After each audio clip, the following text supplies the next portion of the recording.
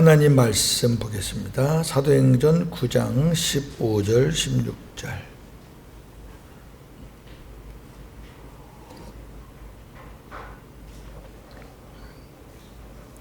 같이 봅니다. 주께서 이르시되 가라. 이 사람은 내 이름을 이방인과 임금들과 이스라엘 자손들에게 전하기 위하여 택한 나의 그릇이라. 그가 내 이름을 위하여 얼마나 고난을 받아야 할 것을 내가 그에게 보이리라. 아멘. 오늘은 사도행전에 나오는 바울을 볼 겁니다.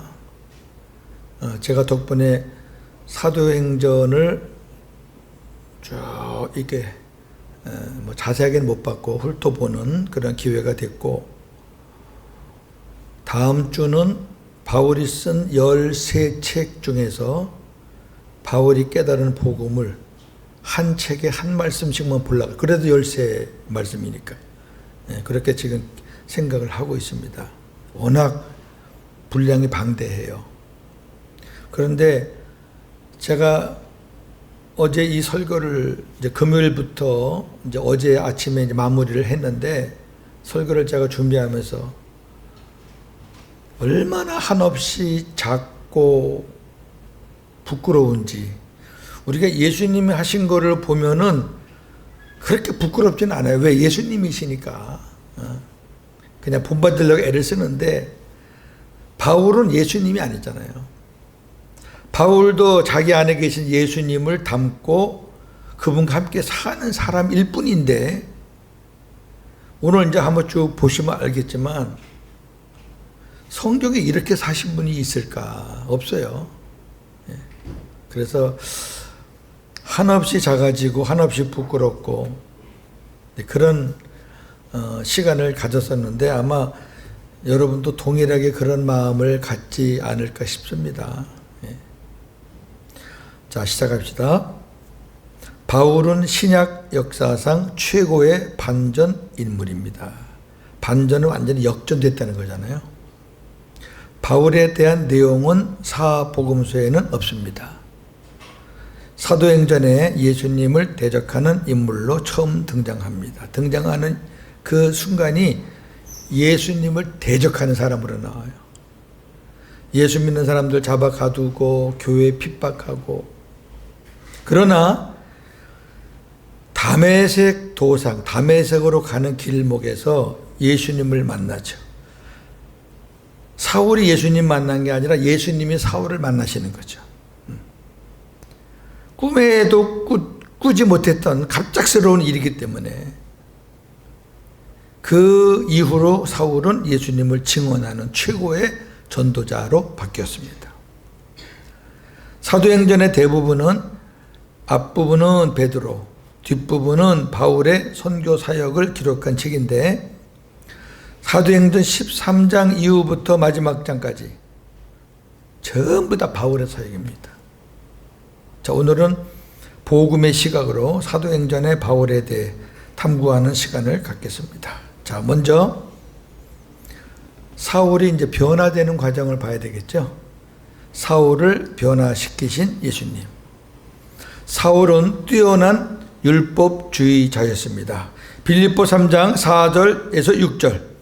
그러나 나도 육체를 신뢰할 만하며 만일 누구든지 다른 이가 육체를 신뢰할 것이 있는 줄로 생각하면 나는 더욱 그러하리니, 나는 8일 만에 할례를 받고 이스라엘 족속이요 베냐민 지파요 히브리인 중에 히브리인이요 율법으로는 바리새인이요 열심으로는 교회를 박해하고 율법의 의로는 흠이 없는 자라.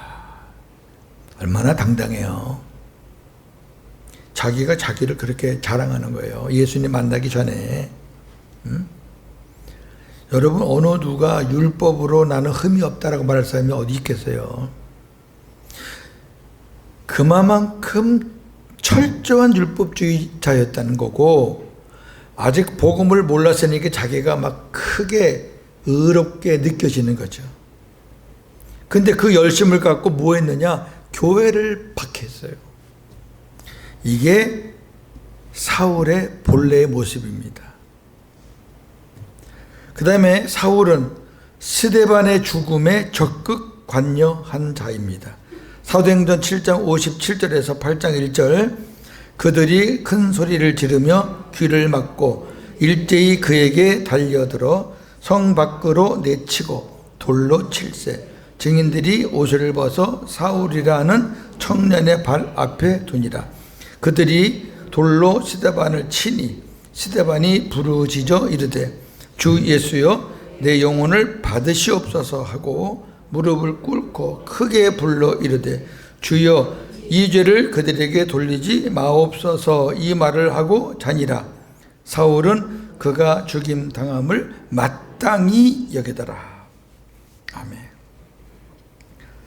그 현장에 유대인들이 많이 모였었죠. 굉장히 많이 모였을 거예요.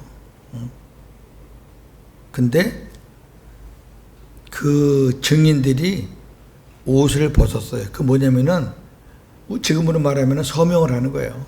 나도 찬성한다, 나도 찬성한다라는 것을 옷을 벗는 걸로 그렇게 표시한 건데, 그 옷을 누구 앞에 뒀다고요? 사울이라고 하는 청년의 발 앞에 뒀다라니까 사울이 이거예요, 이거. 책임자란 얘기예요. 그 유대 무리 중에 주동자 중에 하나란 얘기예요. 사울은 스데반이 죽어서 마땅하다고 생각한 사람이에요. 이게 사울의 모습이에요. 세 번째, 사울은 교회를 진멸하는 일에 앞장선 자입니다. 사도행전 8장 3절, 사울이 교회를 진멸할세 각 집에 들어가 남녀를 끌어다가 옥에 넘기니라. 아멘. 여러분, 진멸이 무슨 뜻인지 아시죠? 아주 깨끗이 치워버리는 거예요. 아주 그냥 교회라는 것만 보이면, 들으면 쫓아가서 그냥 없애는 거예요. 가두고 죽이고 고발하고. 지금 중국이 그래요. 교회라는 이 가정 예배도 한 10명만 넘어가면요, 와서 다 흩어버리고 그 목회자 잡아가요. 그 안 잡아가려면은, 안 잡히려면 뭐 어떻게 되느냐? 삼자교회에 등록을 해야 돼요. 삼자교회 아시죠? 중국에서 정부에서 관리하는 교회예요. 삼자교회에 가입을 하면 그런 잡혀가고 그런 건 없어요. 근데 뭐가 있느냐? 삼자교회에 가입을 하면 설교한 것도 우회의 검열을 받아야 돼요. 그 정부의 그 어용 목사들이 있어요. 그 뻔하잖아요, 어떤 목사인지. 그런 사람들한테 설교 원고를 검열을 받아야 돼요. 여러분, 그거 하겠어요? 그러니까 가입을 안 하는 거지. 뭐 예배 드리다 걸리면 걸린다, 그런 마음으로 하는 거예요. 아무리 핍박을 해봐요, 지금 소용없어요. 밑에 가정으로 지하로 뭐 이렇게 눈에 안 보이게 끼리끼리 간판 안 걸고 모이는 교회들이요, 어마어마해요. 그래서 중국 교회 교인들이 얼마를 보느냐? 1억 5천에서 2억을 본단 말이에요. 엄청난 거죠. 자, 사울이 또 어떤 일을 했느냐? 사도행전 9장 1절 2절, 사울이 주의 제자들에 대하여 여전히 위협과 살기가 등등하여 대제사장에게 가서 다메섹 여러 회당에 가져갈 공문을 청하니, 이는 만일 그 도를 따르는 사람을 만나면 남녀를 막론하고 결박하여 예루살렘으로 잡아오려 함이라. 아멘. 다메섹은 이제 다소라는 곳이에요. 이 바울이 태어난 곳이에요. 다소, 길리기아 다소. 자기가 태어난 곳이니까 그 관심이 많잖아요. 근데 들어보니까 그 다소에 예수 믿는 기독교인들이 많다는 소식을 들은 거예요. 왜 그러면 다소는 교통의 요지예요. 그러니까 많은 사람들이 모이는 곳이니까, 당연히 사람들이 이제 많이 모이니까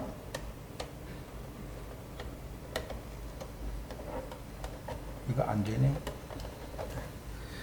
많이 모이니까 예수 믿는 사람들도 많겠죠. 근데 그거 잡으려고 가는 거야, 지금. 근데 위에서 가라 그런 게 아니라 자기가 다메섹 여러 회당에 가져갈 공문을 달래는 거예요. 이 율법주의자들 무리가 있잖아요. 서기관들, 뭐 제사장들 무리. 가서 달래는 거예요.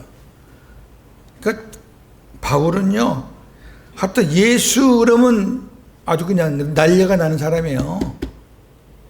근데 희한한 건요, 이런 사람을 바꿔놓으니까 이제는 반대로 예수를 전하는데 난리가 난 사람으로 바뀌는 거예요. 그러니까 참 희한하죠, 하나님이.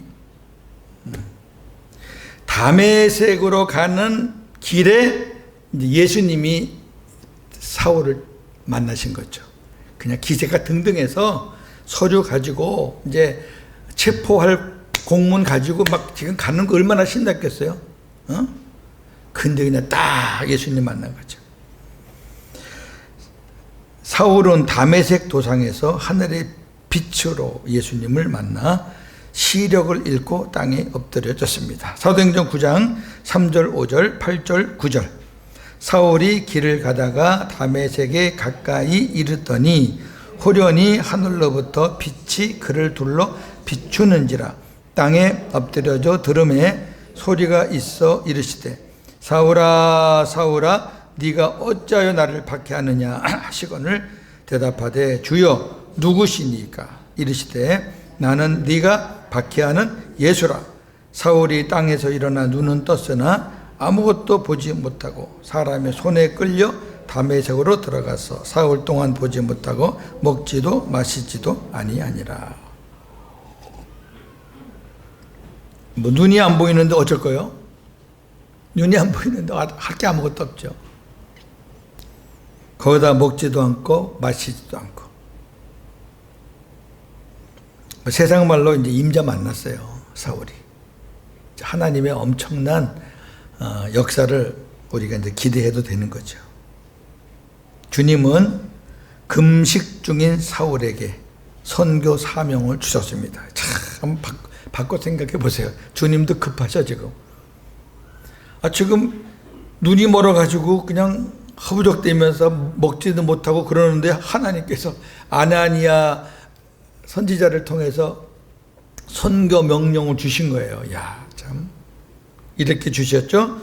사도행전 9장 15절에서 16절. 주께서 이르시되 가라, 이 사람은 내 이름을 이방인과 임금들과 이스라엘 자손들에게 전하기 위하여 택한 나의 그릇이라. 그가 내 이름을 위하여 얼마나 고난을 받아야 할 것을 내가 그에게 보이리라. 아멘. 갑작스럽게 뜻하지 않게 주님을 만났고 눈이 멀었고 금식하고 있는데 주님께서 주신 선교 명령, 선교 사명이 엄청납니다. 우선 첫째, 내 이름을 이방인과 임금들에게 전하게 하겠다. 이방인 전도는 아무도 안 했죠. 베드로가 고넬료 가정에 가서 물고는 텄지만 이제 이방인 전도는 바울이 할 거거든요. 그 이방인 전도가 이스라엘 빼놓고 전부 다 이방이니까 막막한 거죠. 그리고 임금들은 아무나 못 만나요. 잘못하면 그냥 죽어요. 그 임금들, 총독이나 뭐 로마 황제 이런 임금들. 그 다음에 이제 이스라엘 자손까지. 또 하나는 내 이름을 위하여 얼마나 고난을 받아야 할 것을 내가 그에게 보이리라. 그러니까 미리부터 얼마나 고난이 많다는 것을 지금 아는 거예요. 그걸 알고 출발해야 돼요. 알고. 그러니까 고난도 많고 아주 그냥 세상 말로 고생길이 훤해. 그래도 하나님의 그 사명을 사울이 제대로 받습니다. 아멘으로 받습니다. 그래서 사울은 시력을 되찾은 즉시 이제 3일간 금식했잖아요. 되찾은 즉시 일어나서 선교 사명을 수행하였습니다. 사도행전 9장 17절에서 22절. 아나니아가 떠나 그 집에 들어가서 그에게 안수하여 이르되 형제 사울아 주 곧 네가 오는 길에서 나타나셨던 예수께서 나를 보내어 너로 다시 보게 하시고 성령으로 충만하게 하신다 하니 즉시 사울의 눈에서 비늘 같은 것이 벗어져 다시 보게 된지라. 일어나 세례를 받고 음식을 먹음에 강건하여지니라. 사울이 다메섹에 있는 제자들과 함께 며칠 있을새 즉시로 각 회당에서 예수가 하나님의 아들이심을 전파하니 듣는 사람이 다 놀라 말하되 이 사람이 예루살렘에서 이 이름을 부르는 사람을 멸하려던 자가 아니냐. 여기 온 것도 그들을 결박하여 대제사장들에게 끌어가고자 함이 아니냐 하더라. 사울은 힘을 더 얻어 예수를 그리스도라 증언하여 다메섹에 사는 유대인들을 당혹하게 하니라. 자, 이런 말씀이죠. 사울이 다메섹 도상, 그러니까 다메섹에 있는 예수 믿는 사람들을 잡으려고 끌고 가려고 가는 길에 주님을 만났잖아요. 그리고 거기서 쓰러졌잖아요. 엎어졌잖아요. 눈 멀었잖아요. 고침을 받았어요. 예. 일어났어요. 어딜 가냐? 다메섹으로 가는 거예요. 다메섹 가서 다메섹에 있는 예수 믿는 사람들하고 며칠간 있다가 그리고 이제 복음을 전하는 거예요. 자, 바꿔 생각해 보세요. 다메섹에 있는 유대인들은 다메섹에 기독교인들이 생기니까 그것들을 죽이거나 그것들을 멸하고 싶은데 자기들 힘이 안 되니까 대제사장에게 통보를 해서 대제사장이 지금 사울을 보내는 거예요. 아까도 말씀드렸지만 사울이 적극적으로 자기가 가겠다 그런 거예요. 그러니까 사울이 온다 그러니까 다메섹에 있는 유대인들에게는 천군만마를 얻은 거예요. 야, 됐다 이제. 너희들 다 죽었다. 근데 다메섹에 있는 유대인들은 지금 사울이 주님을 만난 것을 몰라요. 쓰러져서 엎어져서 주님 만나고 이제 다메섹 간 걸 모른단 말이에요. 여하튼 왔어요. 와서 이제 쉬었다가 등장을 하는데 유대인들 생각은 그랬을 거 아니에요. 야, 드디어 이제 사울이 왔다. 이제 너희들 다 죽었다. 예수쟁이들 다 죽었다. 이러고 마음을 먹었는데 바울의 입에서 나오는 말씀은 뭐예요? 예수가 그리스도다. 할렐루야. 예. 그러니까 유대인들이 깜짝 놀라고 당황하는 거예요. 제일 마지막 절 보세요. 유대인들을 당혹하게 하니라. 아니, 예루살렘에서 예수 믿는 사람들 핍박하던 그 사람 아니야. 교회를 진멸한 그 사람들 아니야. 감옥에 막 가던 그 사람 아니야. 그 사람인데 왜 지금 저 사람 입에서 왜 예수가 그리스도라고 나와? 그때부터 사울이 선교 사명을 수행하자 핍박이 시작되었습니다. 사도행전 9장 23절에서 25절. 여러 날이 지남에 유대인들이 사울 죽이기를 공모하더니 그 계교가 사울에게 알려지니라. 그들이 그를 죽이려고 밤낮으로 성문까지 지키거늘 그의 제자들이 밤에 사울을 광주리에 담아 성벽에서 달아내리니라. 아멘. 자, 무섭죠? 어제 친구가 오늘 원수가 된 거예요. 예수를 전한다는 것 때문에 원수가 된 거예요. 이 사람들은 뭐 애누리가 없어요. 너 예수 전에 안 봐. 앞으로는 나랑 교제 안 해. 너랑 교제 안 해. 그게 아니라 예수 믿어? 또 죽어. 야, 죽여. 이거거든요. 그래서 사울이 광주를 타고 도망갔죠. 자, 큰 두 번째로 사울과 바울의 이름에 대해서 말씀을 나누겠습니다. 혹자들은 다메섹 도상에서 사울이 변하여 바울이 되었다고 알고 있습니다.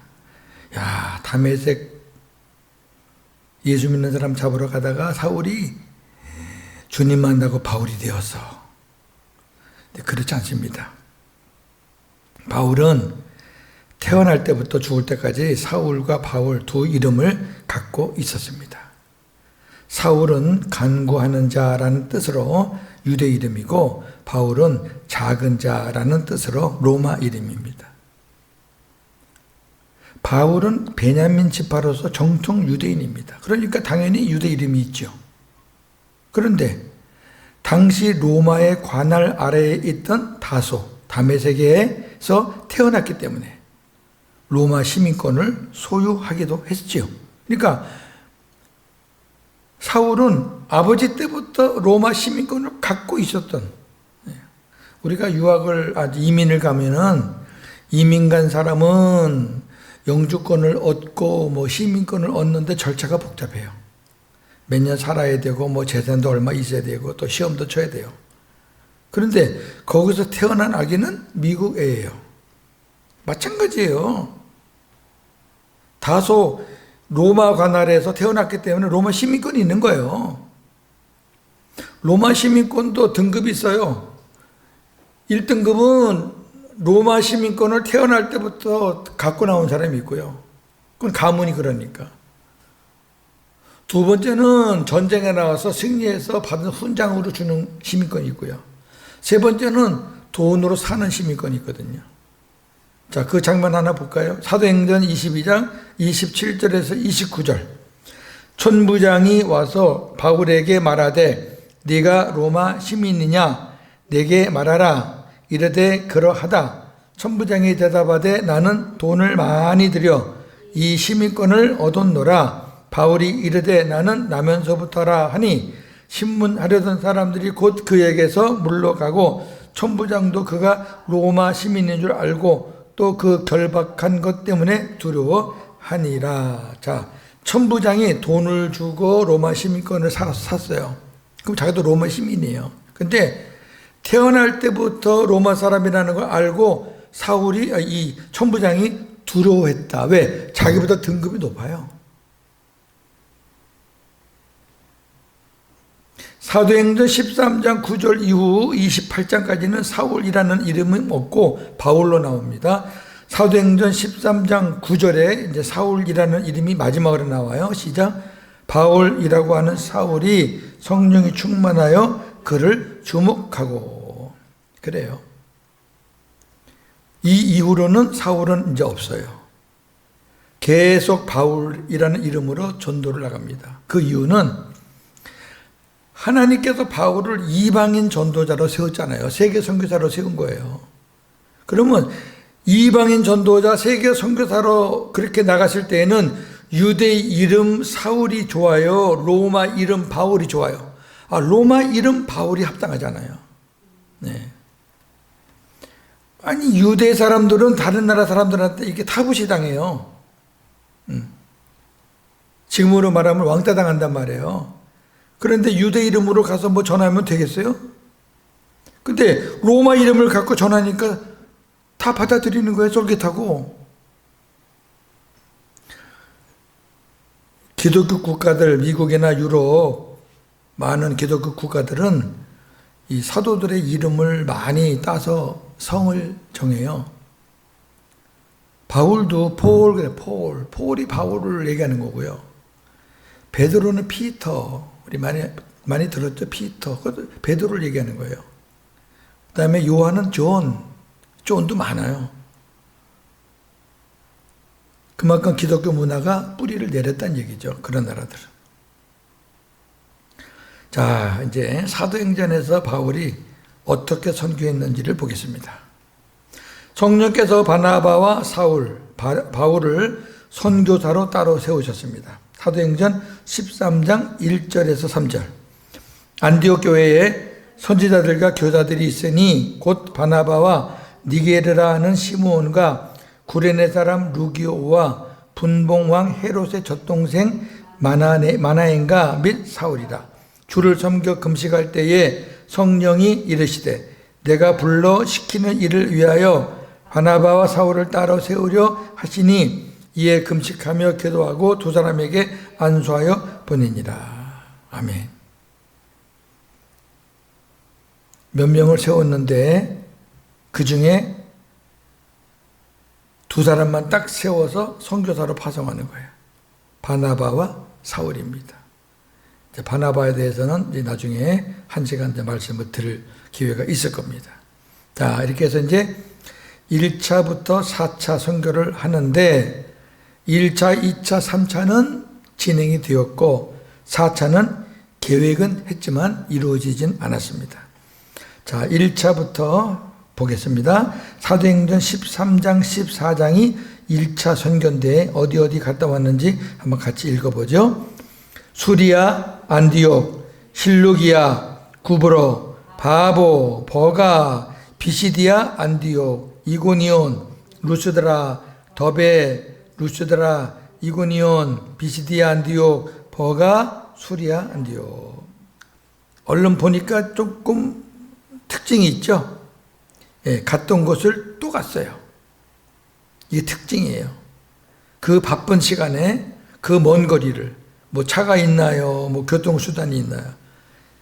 바다에서 배 타는 거 외에는 다 걸어 다녀야 돼요.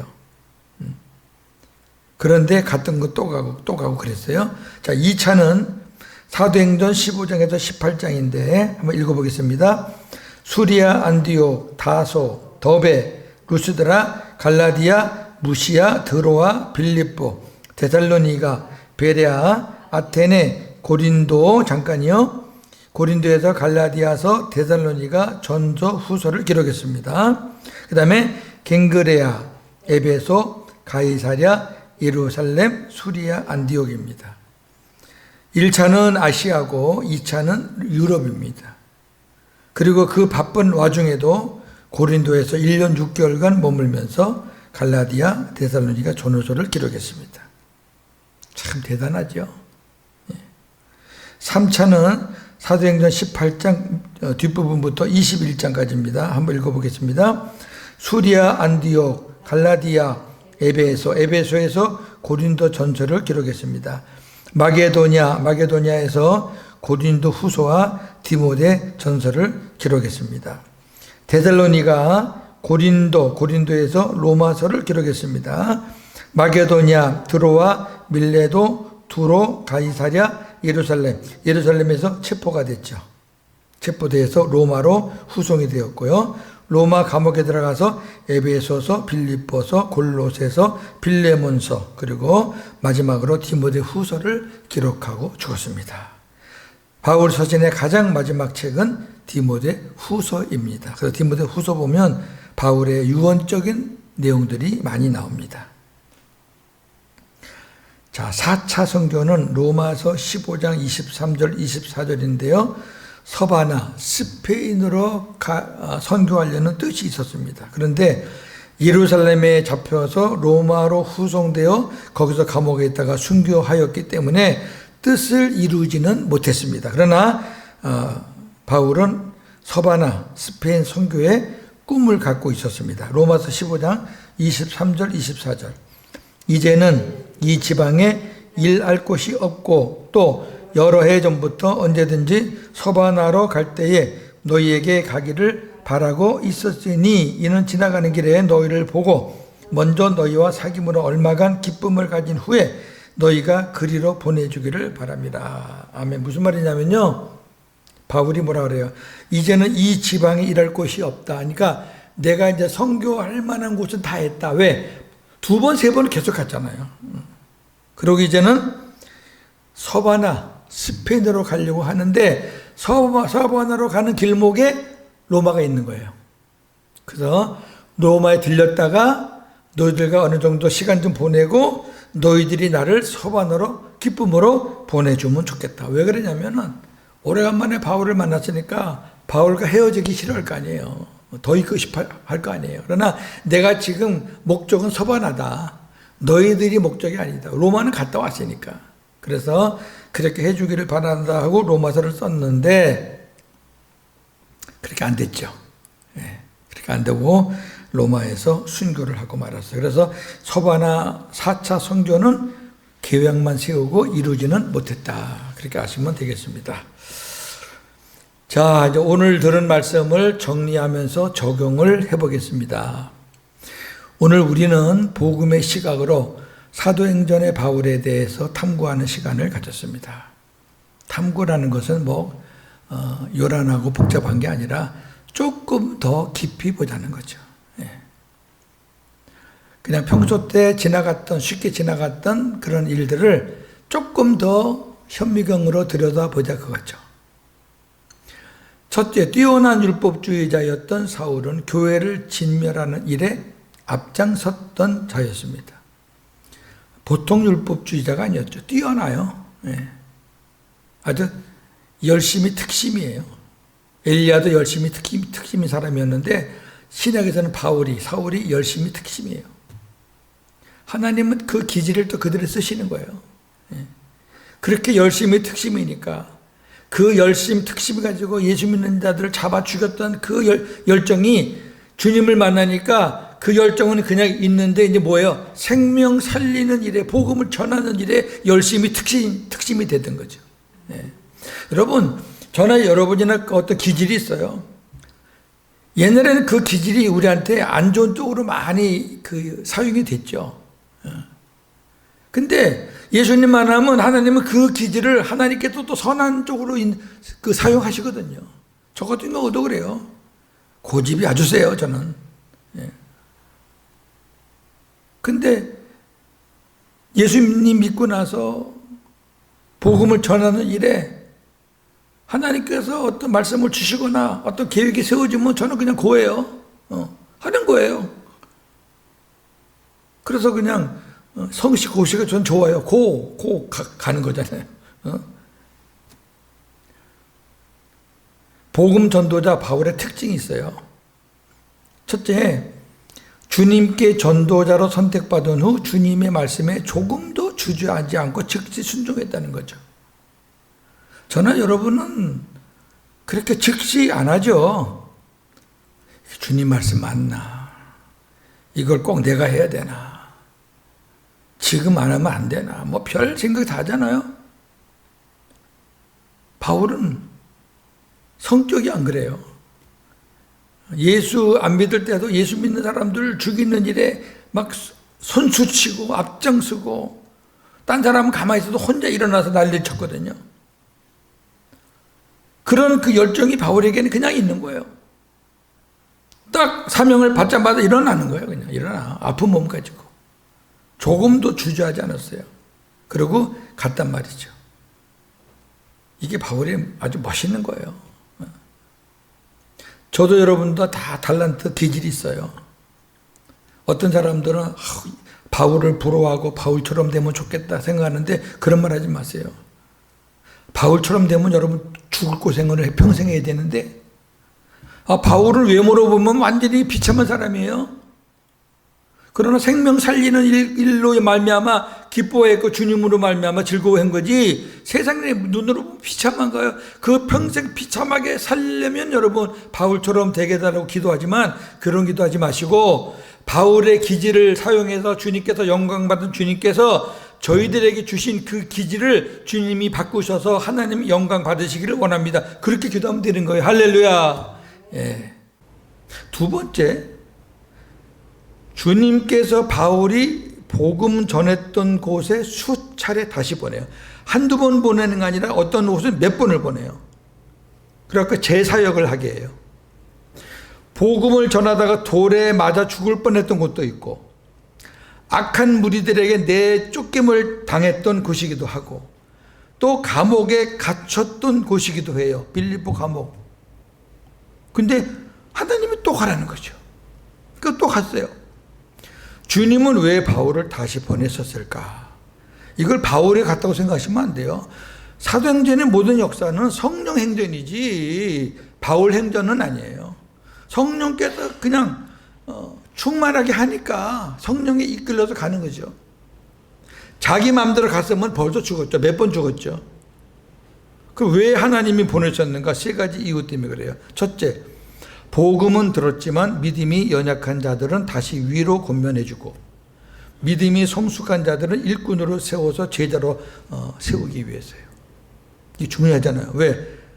바울은 한 군데 오래 있지 못해요. 제일 오래 있던 데가 에베소 3년이고 고린도 1년 6개월이고 그 나머지는요 몇 달씩이고 제일 짧은 데는 몇 주도 있어요. 데살로니가 같은 경우는 몇 주예요. 몇 주. 그러니까 복음을 전해서 성령의 역사로 생명이 되는 것은 순간으로 즉각적으로 일어나는 일이지만 그게 끝난 게 아니잖아요. 이제는 생명이 됐으니까 생명으로 사는 거를 알아야 되는데 생명으로 사는 걸 모르니까 자꾸 사탄의 세력과 이교도들과 그다음에 바울을 시기하는 율법주의자들의 꼬임에 자꾸 넘어가는 거예요. 약해서. 그런 거를 주님이 아시니까 바울을 또 보내는 거예요. 또 보내서 연약해서 흔들리는 사람들 바로 잡아주고 믿음의 싸움을 잘 싸우는 사람들 위로해주고 그 다음에 성숙한 사람들은 일꾼으로 세워서 바울 대신 일하게 하시고 그래서 보내는 거. 두 번째는 바울을 죽이려고 했던 무리들에게 살아계신 하나님의 능력을 보여주기 위해서요. 바울은 가는 곳마다 거의 다 죽을 위기예요.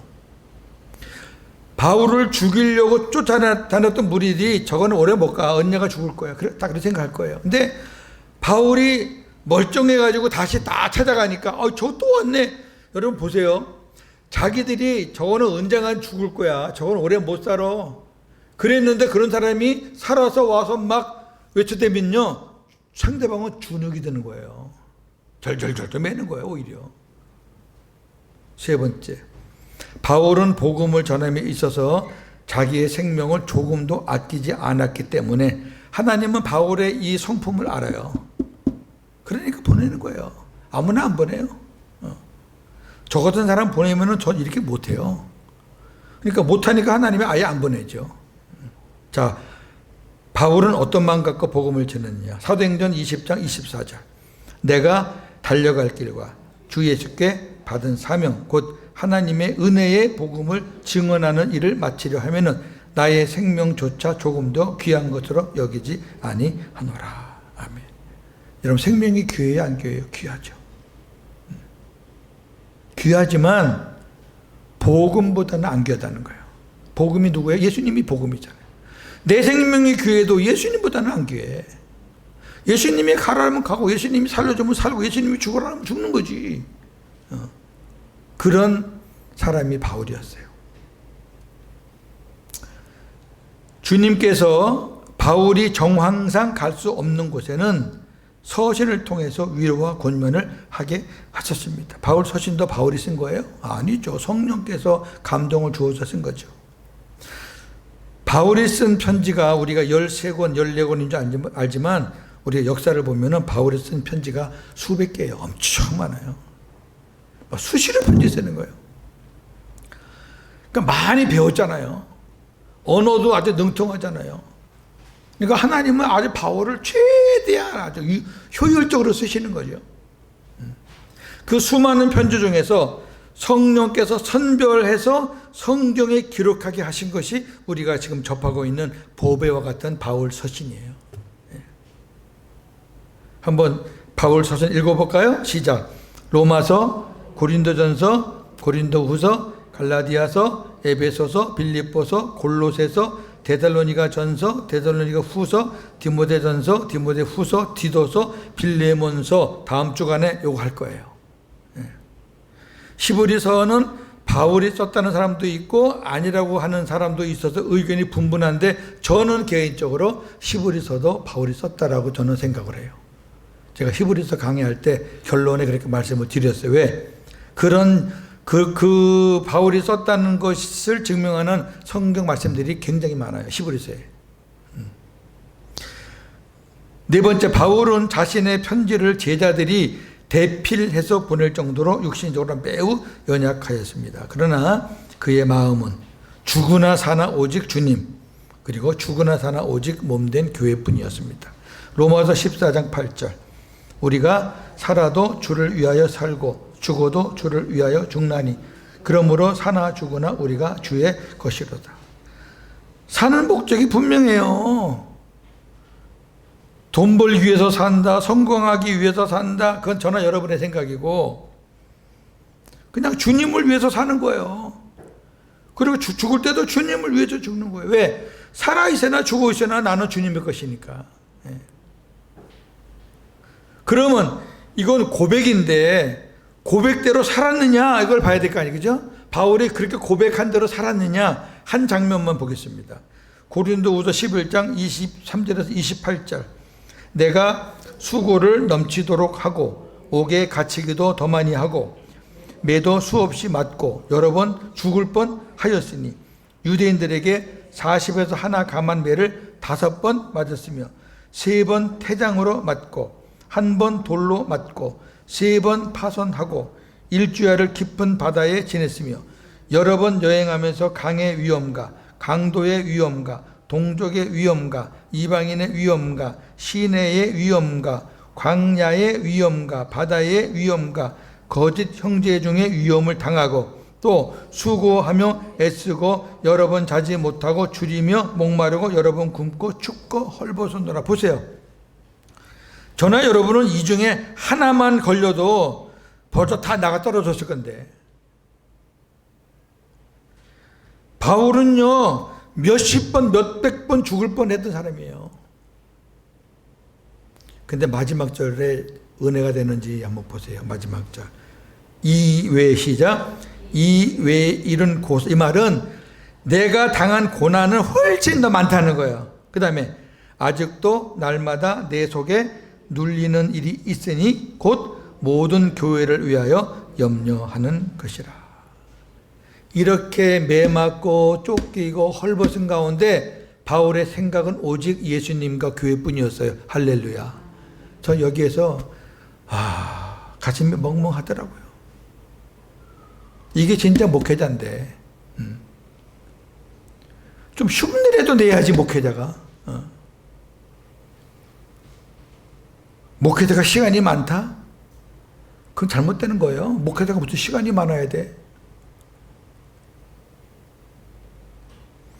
저는 다른 거는 몰라도 누가 상담하자 또 복음 좀 알고 싶다 이런 전화 연락 오면요 저도 어디든지 갑니다. 이번 주도 목사님 한 분 제가 칼럼에 올렸죠. 우리 단톡방에 올렸죠. 목사님 한 분, 부목사님 한 분 생명됐고요. 우리 사모도 옛날에 있던 교회 집사에게 복음 전해서 생명됐고요. 어저께 불러다가 다시 확인해서 알려드렸고요. 그런 일은 저도 굉장히 좋아해요. 근데 사도 바울에 비하면 그것도 아무것도 아니죠. 예수님이 이 세상에 오신 것은 천국 복음을 전하여 잃어버린 자를 구원하기 위함입니다. 누가복음 4장 43절 예수께서 이르시되 내가 다른 동네들에서도 하나님의 나라 복음을 전하여야 하리니 나는 이 일을 위해 보내심을 받았노라. 아멘. 하나님 나라 복음이 뭐 천국 복음이냐 똑같은 거잖아요. 하나님 나라는 천국이나. 마태복음에서는 천국 복음, 누가복음에서는 하나님 나라 복음 이렇게 한 거예요. 왜? 마태복음은 유대인을 상대로 쓴 책이고 누가복음은 이방인을 상대로 쓴 책이기 때문에 그 쓰시는 단어가 틀릴 뿐이 같은 거잖아요. 예수님이 이 땅에 오신 것도 천국 복음을 전하기 위해서 내가 보냄을 받았다니까 예수님은 천국 복음만 전하신 거예요. 하나 더 볼까요? 누가복음 19장 10절 인자가 온 것은 잃어버린 자를 찾아 구원하려 함이니라. 하나님께서 건져내야 될 백성들이 많은데 그거를 찾기 위해서 예수님이 오신 거죠. 예수님이 복음을 전하면 그 찾으려고 하는 사람들이 예수님께 다 이렇게 붙게 돼 있어요. 예수님은 승천하시면서 사도들을 비롯한 모든 성도들에게 전도의 사명을 주셨습니다. 사도행전 1장 8절 오직 성령이 너희에게 임하시면 너희가 권능을 받고 예루살렘과 온 유대와 사마리아와 땅끝까지 이르러 내 증인이 되리라 하시니라. 아멘. 전도자만 이거 전하는 거 아니에요. 목사만 하는 거 아니에요. 사도들 뭐 바울이나 하는 거지 뭐 우리가 뭐. 자, 우리가 지금 7, 8월 믿음의 선진들을 계속 탐구한 얘기는 평소 때보다 조금 더 깊이 보자는 거거든요. 그 이유는 그들의 삶을 본받기 위해서예요. 그들이 어떻게 살다가 어떻게 변했느냐. 변한 다음에 그 사람들은 어떻게 살았느냐. 그걸 우리가 본받는 거죠. 따라가기는 예수님을 따라가지 뭐 그 사람들 따라가는 건 아닌데 따라가기는 예수님을 따라가지만은 예수님을 믿었던 사람들의 삶을 통해서 우리가 배울 게 많잖아요. 그럼 사도 바울은 생명을 아끼지 않고 이 사명을 감당했는데 저나 여러분은 어떠냐 그 말이에요. 생명을 아끼지 않고를 빼고 해도 부끄러운데 저와 여러분 이 사명 잘 감당하고 있습니까? 해도 대답하기가 궁색한데 생명을 아끼지 않고 이 사명 감당합니까? 그러면 죽음하게 들어가야지.